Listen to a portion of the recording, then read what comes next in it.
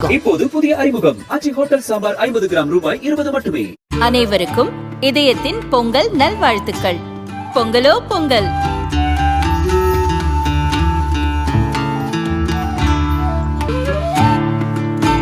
அனைவருக்கும் இதயம் மந்த்ராவின் பொங்கல் தின நல்வாழ்த்துக்கள். பொங்கலோ Pongal. Wherever you go, whatever you do, throw a little at it. Omax, Vest and Briefs. நாளை பிரதமர் மோடி தேர்தல் போருக்கான சங்கை ஊதி தொடங்கி வைப்பார் என மாநில பாரதிய ஜனதா முன்னாள் தலைவர் அண்ணாமலை கூறியுள்ளார்.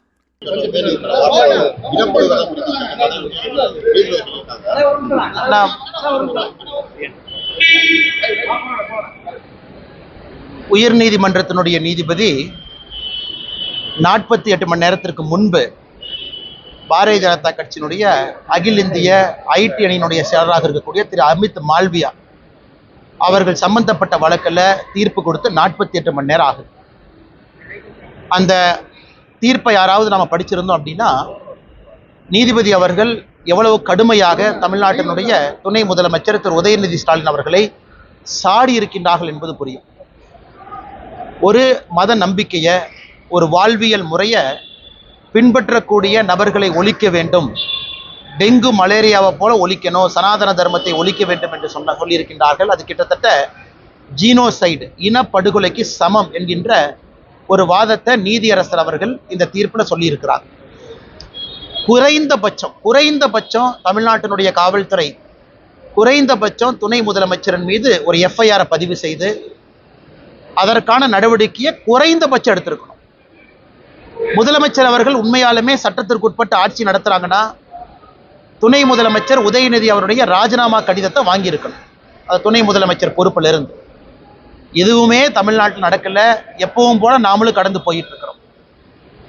அமித் மால்வியா அவருடைய வழக்கு என்பது அவர்கள் மீது தமிழ்நாடு காவல்துறை பதியப்பட்ட எஃப்ஐஆரை குவாஷ் பண்ணணும் அப்படின்னு போடப்பட்ட வழக்குல அமித் மால்வியா அவர்கள் எதுவும் தவறா பேசல, முற்றிலுமாக உதயநிதி ஸ்டாலின் அவர்கள் தவறு செய்திருக்கின்றார்கள், எந்த விதமான நடவடிக்கையும் எடுக்கல என்பதை திரு நீதியரசர் அவர்கள் சுட்டி காட்டியிருக்கின்றார். அதனால் தமிழ்நாடு காவல்துறை அதிகாரிகள், உயர் அதிகாரிகள் அதெல்லாம் பார்த்துட்டு தான் இருக்கிறீங்க. தமிழ்நாட்டில் நீதிமன்றத்திற்கு எந்த விதமான மரியாதையும் இல்லை என்பதை தொடர்ந்து பார்க்கறது புதுசு கிடையாது. அது திருப்பரங்குன்றம் வழக்காக இருக்கட்டும், தமிழ்நாட்டினுடைய பல வழக்குகளாக இருக்கட்டும், ஆளும் கட்சி நினைச்சு நாங்கள் நீதிமன்றத்தினுடைய உத்தரவை நாங்கள் ஃபாலோ பண்ண மாட்டோம்னு முடிவு பண்ணிட்டு அவங்க ஃபாலோ பண்றதில்லை. இதை மக்களும் பார்த்து கொண்டிருக்கின்றார்கள். இன்னும் 50 நாட்கள் இந்த கொடுமையை நாம் எல்லோரும் அனுபவிக்கணும். ஆனால் குறைந்தபட்சம் ஒரு எஃப்ஐஆராவது பதிவு செய்யும். அவருடைய பதவியிலிருந்து விலகிறது அதெல்லாம் ரெண்டாவது, அதுவும் செய்யணும். ரெண்டாவது அதை நீங்கள் பண்ண மாட்டீங்கன்னு தெரியும். ஆனால் இதையெல்லாம் மூடி மறைச்சிட்டு இயல்பு வாழ்க்கைக்கு நாம் போகிறது இது சரியில்லை. இது மீடியா நண்பர்களும் கூட இந்த வழக்கில் நீதியரசர்கள் சொல்லியிருக்கக்கூடிய கருத்தை மக்கள் மன்றத்தில் நீங்கள் வைக்க வேண்டும் என்று தாழ்மையோடு கேட்டுக்கொள்கின்றேன். ஆனா இப்ப சிபிஎம் கட்சிக்கோ திராவிட முன்னேற்ற கழகத்துக்கோ எந்த தீர்ப்பு தான் ஏற்புடையது? திருப்பரங்குன்றத்தை பத்தி தீர்ப்பு கொடுத்தா இம்பீச்மெண்ட் மோஷன் 107 கையெழுத்து வாங்கி பார்லிமெண்ட்டுக்கு போறீங்க, அல்லது அந்த நீதியரசருக்கு எதிராக இங்கேயே ஒரு புக்கு வருது, அந்த புக்கை நீங்களா ரிலீஸ் பண்றீங்க, அது கம்யூனிஸ்ட் பேரியக்கம் பின்னாடி இருந்து ஆதரவு கொடுக்குறாங்க. ஏதாவது ஒரு நீதிபதி அரசுக்கு ஆதரவாக செயல்படலினா ஜாதியை வச்சு திட்டுறீங்க, மதத்தை வச்சு திட்டுறீங்க. அதனால கம்யூனிஸ்ட் கட்சியினுடைய தோழர்களுக்கும் திராவிட முன்னேற்ற கழகத்துக்கு நாங்கள் கேட்கிறோம், எந்த தீர்ப்பு தான் உங்களுக்கு ஏற்புடையது? எந்த தீர்ப்பு தான் ஏற்புடையது? இன்னைக்கு ஒரு நீதியரசர் உதயநிதி ஸ்டாலின் அவர்களுக்கு எதிராக ஒரு தீர்ப்பு கொடுத்துருக்காங்கன்னா அதுவும் ஏற்புடையதில்லை. அது பேசாம தமிழ்நாட்டை கேங்கரூ ரிப்பப்ளிக்கா மாத்திரலாமே.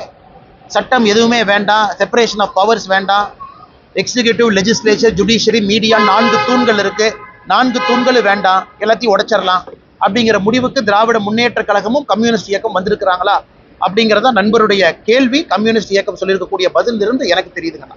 சனாதன கருத்தை எதிர்த்து போராடினாலதான் பெண்களை இன்னைக்கு அரசு சாதாரண தலைமை ஊழியர்ல இருந்து பெண் நீதிபதி வரைக்கும் வந்திருக்காங்க அப்படி கருத்தையும் சமூகம். ஆனா எனக்கு தெரியலீங்கண்ணா, எப்படி இருந்த ஒரு கம்யூனிஸ்ட் பேரியக்கம் இன்னைக்கு எப்படி ஆயிடுச்சு பாருங்கண்ணா. ஒத்து ஊதக்கூடிய ஊதுகுழலாக கம்யூனிஸ்ட் பேரியக்கம் தன்னை மாற்றிக்கொண்டு விட்டார். ஒரு காலத்துல கம்யூனிஸ்ட் இயக்கம்னா ஏழை மக்களுக்காக சண்டை போடுவாங்க, ரோட்டுக்கு வருவாங்க, பொது வாழ்க்கையில ரொம்ப எளிமையா இருப்பாங்க அப்படிங்கிறது கம்யூனிஸ்ட் பேரியக்கத்துக்கு மக்கள் ரொம்ப நாள் ஒரு பெரிய நம்பிக்கை வச்சிருந்தாங்க. ஆனால் இன்னைக்கு திராவிட முன்னேற்ற கழகத்தோட கூட்டணியில் சேர்ந்து திமுக கார பேச வேண்டியதெல்லாம் இன்னைக்கு கம்யூனிஸ்ட் கட்சிக்காரன் பேசுறான். அதனால சனாதன ஒழிப்புக்கும் தமிழ்நாட்டினுடைய பெண்களுடைய முன்னேற்றத்திற்கும் என்ன சம்பந்தங்கன்னா, இது ஐயருக்கும் அமாவாசைக்கும் போற முடிச்சு மாதிரி இருக்கு. தமிழ்நாட்டில் எப்பொழுதுமே பெண்கள் முன்னாடி இருந்தாங்க. நீங்களாம் சனாதனத்தை ஒழிக்கிறேன்னு கிளம்பித்தான் இன்னைக்கு பெண்களுடைய மனசை புண்படுத்திக்கிட்டு இருக்கிறீங்க.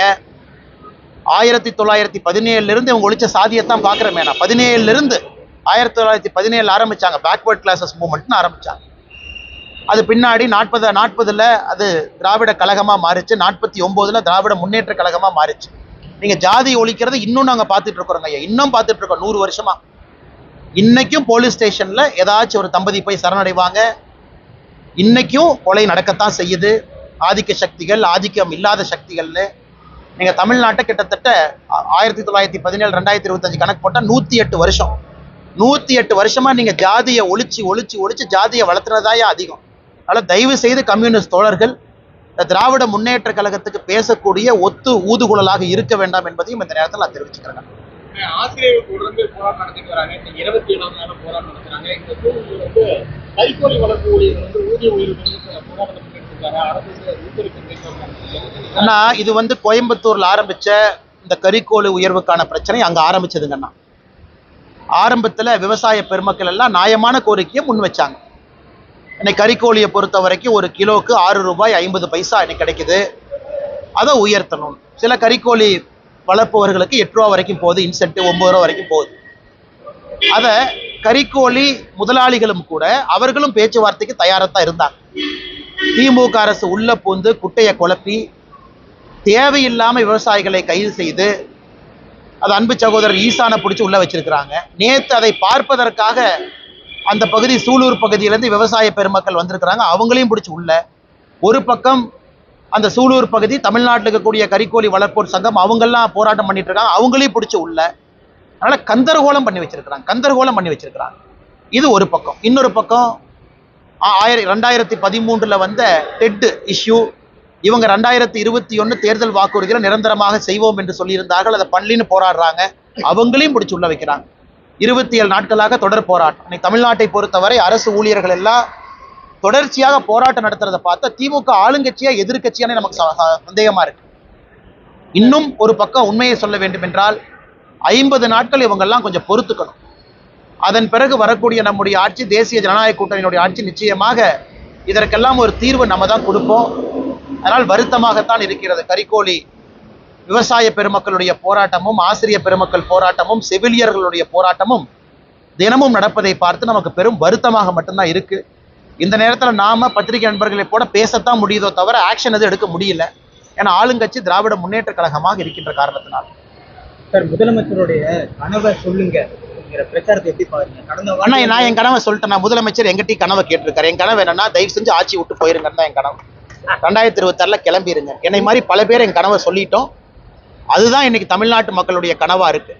கஞ்சா படுகொலைகள் இன்னைக்கோட ட்விட்டர்ல போட்டிருக்கேன். திருத்தணி இன்னைக்கு, நேத்து கோயம்புத்தூர், ஒரு ஊரிலும் கூட இதான் பிரச்சனை. இன்னைக்கு காவல்துறை அதிகாரிகளே வெளியே வந்து பேசக்கூடிய அளவுக்கு சட்டம் ஒழுங்கு பாதகத்தில் இருக்கு, படுகொலையில தள்ளப்பட்டிருக்கிறது. ஆனா என்ன கனவை சொல்றதுன்னா, இன்னைக்கு இந்தியாவில் இருக்கக்கூடிய எல்லோருமே டாவோஸுக்கு, சுவிட்சர்லாண்டுக்கு போய் லட்சம் கோடி ரூபாய் அவங்க மாநிலத்துக்கு வரும் பொழுது நாம மட்டும் டாட்டா காட்டிட்டு இங்கேயே உட்காந்துருக்கோம். நமக்கு எந்த வருமானமும் வேண்டாம், யாரும் வேண்டாம். இன்னொரு பக்கம் கவர்னர் ஒரு பெரிய 2 பக்க அறிக்கையை கொடுத்திருக்காரு. கவர்னர் சொல்வது பொய்யா இருந்தா பொய்ன்னு சொல்லுங்க, அது உங்களால சொல்ல முடியலையே. கவர்னர் சொல்றாரு, ஒரு நாளைக்கு தமிழ்நாட்டில் சூசைடு மட்டுமே 65 பேர். சூசைட்னுடைய கேபிட்டலா மாறிட்டு இருக்கோம் தமிழ்நாடு. அதை பத்தி மாநில அரசு என்ன எடுத்திருக்கீங்க? இல்ல. இன்னொரு பக்கம் கவர்னர் சொல்றாரு, ஒரு காலத்துல முதல் 3 இடத்துல இருந்தோம் அந்நிய செலாவணி இருப்பதுல, இன்னைக்கு 6, 7, 8வது இடத்துல இருக்கோம். ஆனா நீங்க மார்த்தட்டிக்கிறீங்க, அதுக்கு பதில் இல்லை. இன்னொரு பக்கம் ஆளுநர் சொல்றாரு, கஞ்சா புழக்கத்துல முதன்மை மாநிலமாக மாறி இருக்கின்றோம், அதற்கு பதில் இல்லை.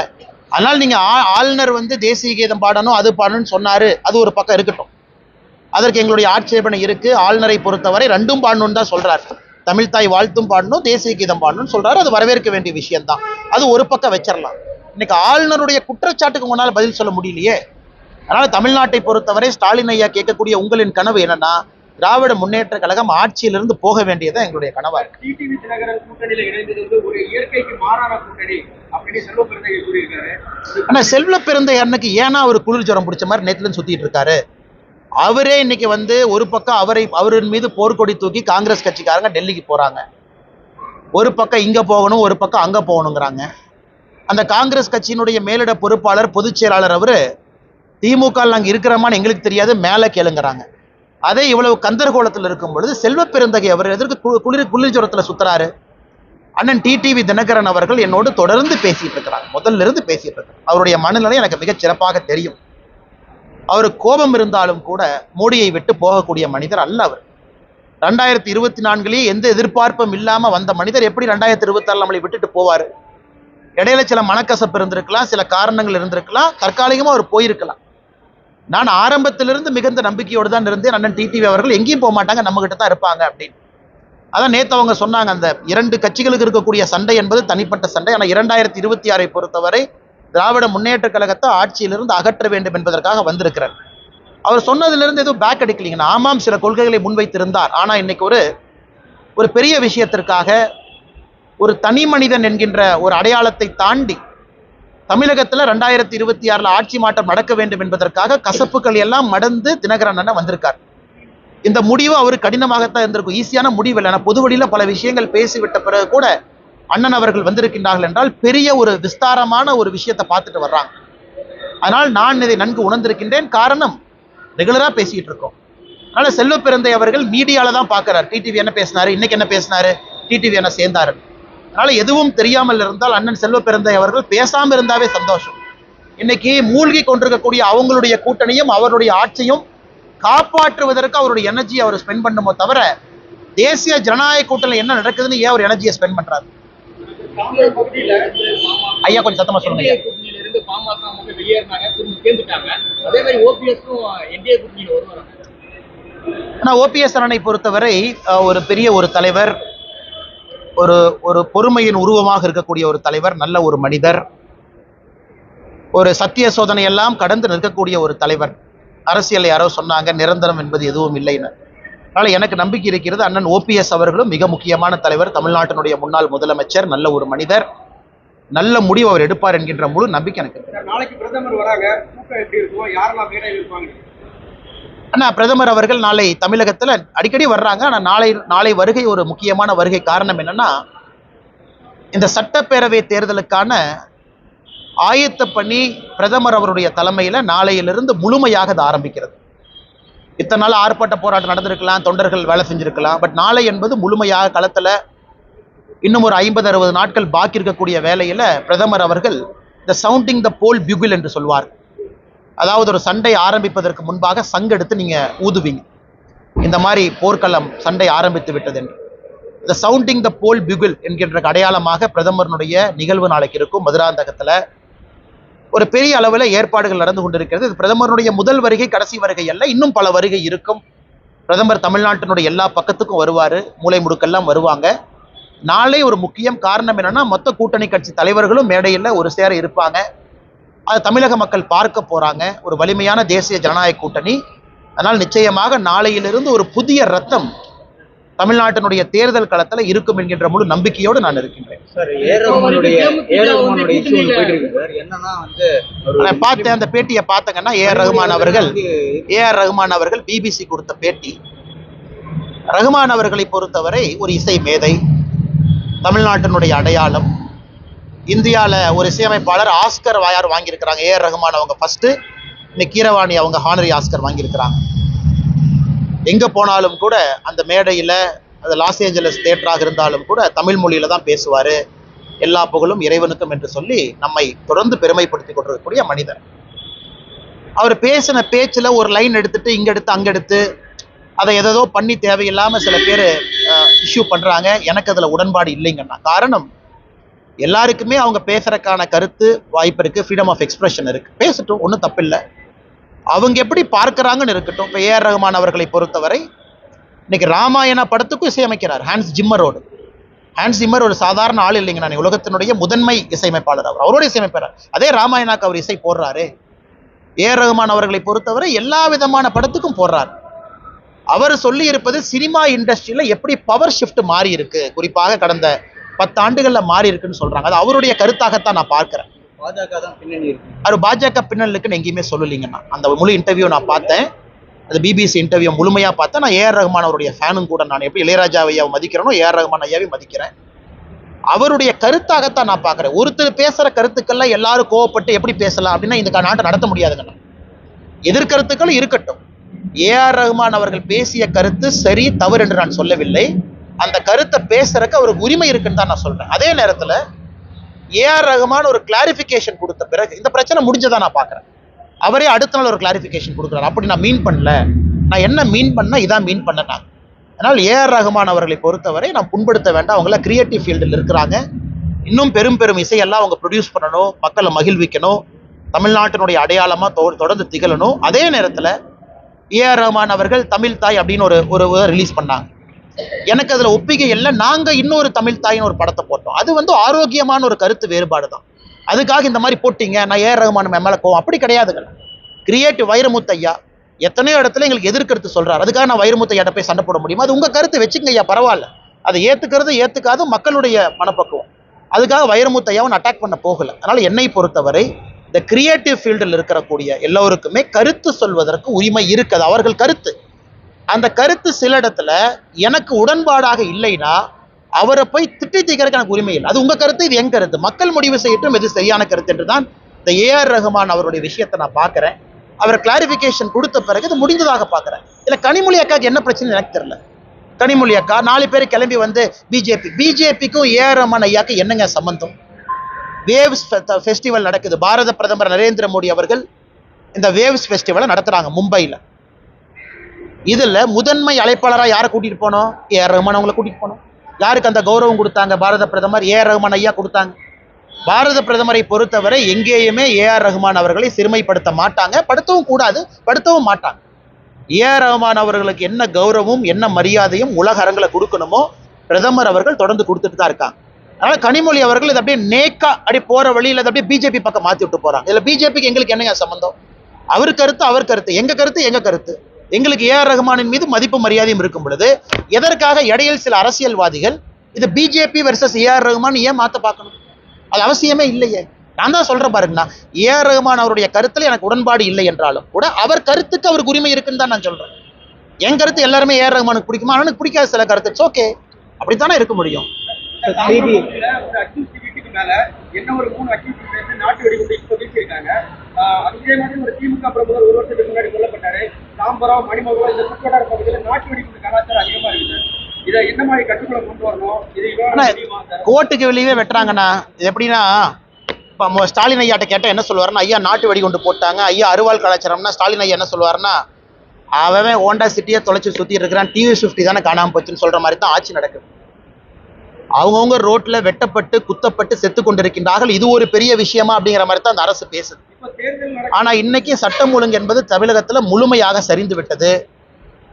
அதில் பாதாளத்தில் இருக்கு. அதனுடைய வெளிப்பாடு தாங்கண்ணா இதெல்லாம். அருவாள் கலாச்சாரம், ரவுடி பழிக்கு பழி, ஜெயிலிருந்து வந்தோடனே விட்னஸை போய் வெட்டுறது, அக்யூஸ்டை வெட்டுறது, 15 வருஷத்துக்கு முன்னாடி கொலை பழி இன்னைக்கு போய் பழி வாங்குறது, இதெல்லாம் பார்க்கும் பொழுது தமிழ்நாட்டில் உண்மையாலுமே சட்டம் ஒழுங்கு இல்லை. காவல்துறையின் மீது மதிப்பும் மரியாதையும் கிரிமினல்ஸ்க்கு குறைஞ்சிருச்சு.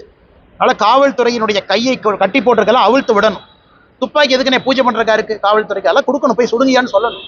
யாராவது தப்பு பண்ணா யூஸ் பண்ணுங்க. அதானே ஒரு சட்டம் ஒழுங்கு, அப்படித்தானே பாதுகாக்க முடியும் காவல்துறைக்கு. அதனால தானே புல்லட்டு துப்பாக்கிலாம் வாங்கி கொடுக்குறோம், அதனால தானே லட்டியெல்லாம் வச்சிருக்கிறாங்க. எதையுமே பயன்படுத்தக்கூடாது, வாயை மூடிட்டு காவல்துறை போலீஸ் ஸ்டேஷன்ல உட்காருன்னா எப்படி தமிழ்நாட்டில் சட்டம் ஒழுங்கு கட்டுக்குள்ள வரும்? இன்னைக்கு பீகார்ல துணை முதலமைச்சர் ஹரீஷ் சாங்கவி ஒரு முந்தானத்தோட இன்டர்வியூ கொடுக்குறாரு. யாராவது பெண்கள் மீது கையை வச்சுட்டு நைட்டு வீட்டுக்கு போகலான்னு எவனாச்சும் நினைச்சின்னா குஜராத்தில் நடக்கிறதே வேறு. எனக்கு அந்த மாதிரி தமிழ்நாட்டில் பேசணும்னு நான் காத்துட்டு இருக்கேன். யாராவது பேசுங்க ஐயா. குஜராத்தினுடைய துணை முதலமைச்சர் ஹரீஷ் சாங்கவி பேசுறாரு. குஜராத்தினுடைய துணை முதலமைச்சர் பெண் மேலே எவனாச்சும் கையை வச்சு நைட்டு வீட்டுக்கு போகலான்னு மட்டும் நினைச்சுன்னா அது வேற மாதிரி ஆயிடும். அதை இங்கே பேசுறதுக்கு பயம். ஐயோ காவல்துறை கையில் துப்பாக்கி இருக்கு, அதை போட்டால் உடனே ஹியூமன் ரைட்ஸ் கமிஷன்காரன் தேவையில்லாமல் நோட்டீஸ் கொடுப்பான், குறைவான். என்னன்னே பண்ணுவாங்க? நல்லது தானே பேசுகிறோம், நியாயமாக தானே பேசுகிறோம். அதனால் காவல்துறையை முதல்ல ஃபீல்டில் விடுங்க, அவங்க கையை கட்டு போடாதீங்க, எல்லாம் அவங்க சரி பண்ணி கொண்டு வந்துடுவாங்க. பெண்களை பற்றி சொன்னீங்க.